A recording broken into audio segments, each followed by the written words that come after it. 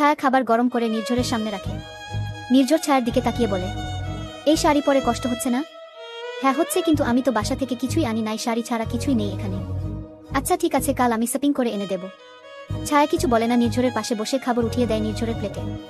নির্ঝর খাবারের দিকে তাকিয়ে বলে, তুমি খেয়েছো? না খাইনি। কেন? আমি তো বলেছিলাম আমি দেরি করে আসব। এমনিতেই ইচ্ছে হয়নি। এখন একসাথে খাই, সমস্যা নাই তুমি। নির্ঝর আর কিছু বলে না। দুজন খেয়ে এরপর যে যার মতন শুয়ে পড়ে।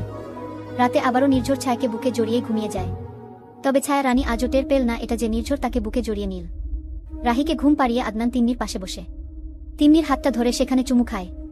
সরি জান, এই কিছুদিন আমি এত ব্যস্ত, তোমাকে সময় দেওয়ার সময়টাই পাচ্ছি না আগে। ঠিক আছে, কোনো সমস্যা নেই, তুমি শুধু সুস্থ থাকো তাহলেই হবে। ঠিক আছে, তাহলে রোজ মনে করে এই ঔষধটা খেও। কিন্তু এই ঔষধ খেয়ে কি হবে? তুমি যে খুবই দুর্বল। ঠিক আছে। তিন্নি স্বামীকে প্রচুর বিশ্বাস করে এবং ভালোবাসে। সে ঔষধটা খাওয়ার কিছুক্ষণের মাঝেই ঘুমিয়ে যায়। তিন্নি ঘুমিয়ে গেলে আদনান তার ফোন নিয়ে বেলকনিতে চলে আসে। কি হয়েছে, এত রাতে কিসের জন্য ফোন করছিস? স্যার, সবগুলো জিনিস আর্মিদের হাতে পড়ে গেছে। কিছু দিনের মধ্যে হয়তো চেকপোস্ট বসবে। কোথা থেকে ধরা পড়েছে? রাজশাহী থেকে। রাজশাহী কথাটা শুনে আদনানের ফর্সা মুখটা রাগে লাল বর্ণ ধারণ করে। নির্ঝর, আমার সব কিছু কেড়ে নিল। কথাটা বলে ফোনটা সজোরে আছাড় মারে আদনান। মার্বেল ফ্লোরে ফোনটা পরে টুকরো টুকরো হয়ে যায়। পাশ থেকে আদনানের কেবিনে কর্মরত সিস্টার এসে বলে, স্যার কিছু হয়েছে? সিস্টারকে দেখে আদনান চুপচাপ হয়ে যায়। নিজেকে সামলে বলে, কিছু না, তুমি বাইরে যাও। কথাটা বলতে সিস্টার চলে যায়। আদনান নিজের চেয়ারে বসে পড়ে। এবার ব্যবস্থা করতে হচ্ছে একটা।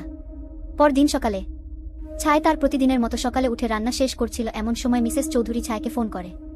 শাশুড়ি এর ফোন পেয়ে ছায়া দ্রুত হাতটা মুছে সেটা ধরে। আসসালামু আলাইকুম মা। ওয়ালাইকুম সালাম। কেমন আছো ছায়া? ভালো আছি মা, আপনি কেমন আছেন? খুব ভালো আছি। জায়গাটা ভালো লাগছে তো মা? ভালোই, কিন্তু একা একা থাকতে খারাপ লাগে। চিন্তা করিস না, কিছুদিন পর আমি গিয়ে তোকে এখানে নিয়ে আসব, দিন এখানে থাকবি আর দিন বাবার বাসায়।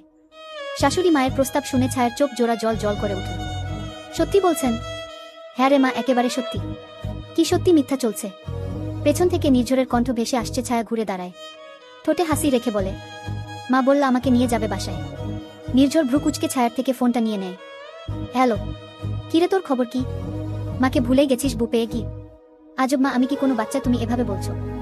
না না, তা নয়, আমি আসব কিছুদিন পর ছায়াকে নিয়ে আসব।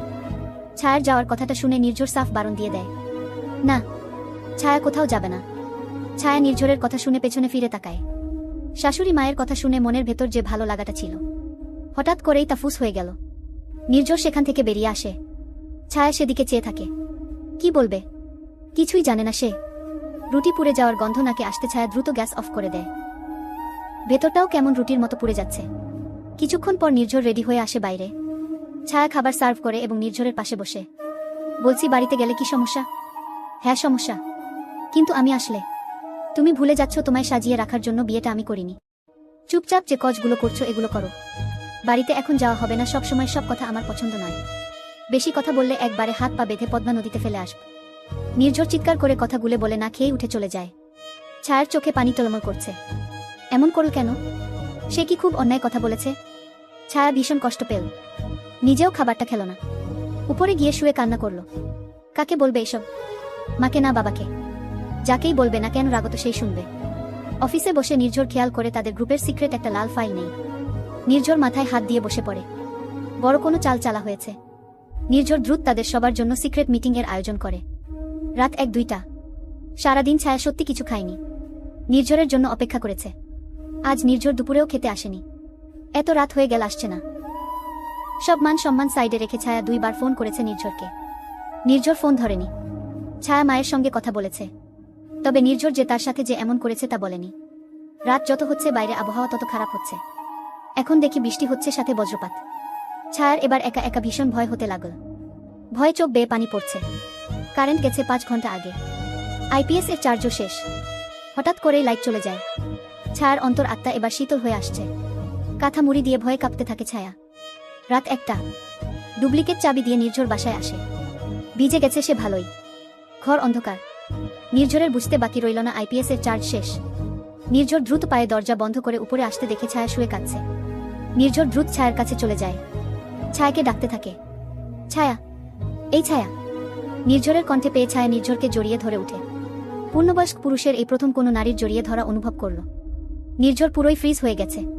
এদিকে ছায়া নির্ঝরকে জড়িয়ে ভীষণ কান্না করছে। কিছুক্ষণ পর নির্ঝর ছায়ার মাথায় হাত বুলিয়ে দেয়। এই তো আমি চলে এসেছি। ছায়া তাও কান্না করছে।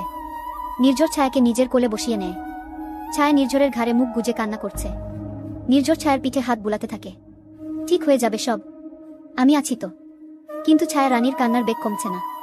নির্ঝর উপায় না পেয়ে ছায়ার চুল ধরে ছায়ার মুখ উঁচু করে ছায়ার ঠোঁটে ঠোঁট ডুবিয়ে দেয়। ঘটনার আকস্মিকতায় ছায়ার কান্না বন্ধ হয়ে যায়। এদিকে নির্ঝর ছায়ার ঠোঁটের স্পর্শ পেয়ে কেমন উন্মাদ হয়ে যায়।